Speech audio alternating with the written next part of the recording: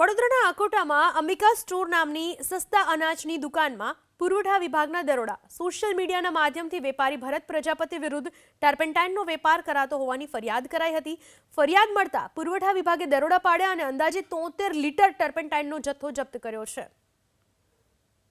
આ જે છે હાલ અમે અકોટા પોલીસ લાઇન તેની સામે છે, ત્યાં સરકાર માન્ય વ્યાજબી ભાવની દુકાન છે. એના સંચાલક છે ભરતભાઈ શંકરભાઈ પ્રજાપતિ. એમની ત્યાં દુકાને અમારા ડીએસઓ સાહેબ ઉપર કોઈ મીડિયા અધિકારી કોઈનો ફોન આવેલો.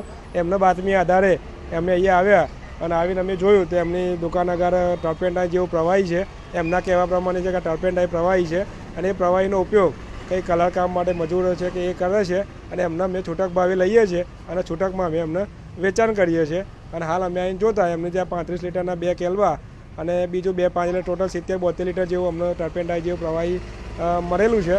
અને અમે હાલ આ દુકાનની તપાસણી કરી છે, દુકાનદારનો જવાબ લીધેલો છે અને અમે આ જે જથ્થો છે એમને સીઝર કરીએ છીએ અને સીઝર કરી અને અમે અમારો જે તપાસ રિપોર્ટ છે એ અમારા ડીએસઓ સાહેબને સબમિટ કરીશું અને એમના અમારા રિપોર્ટ આધારે અમારા ડીએસ સાહેબો પછી આગળની કાર્યવાહી કરશે.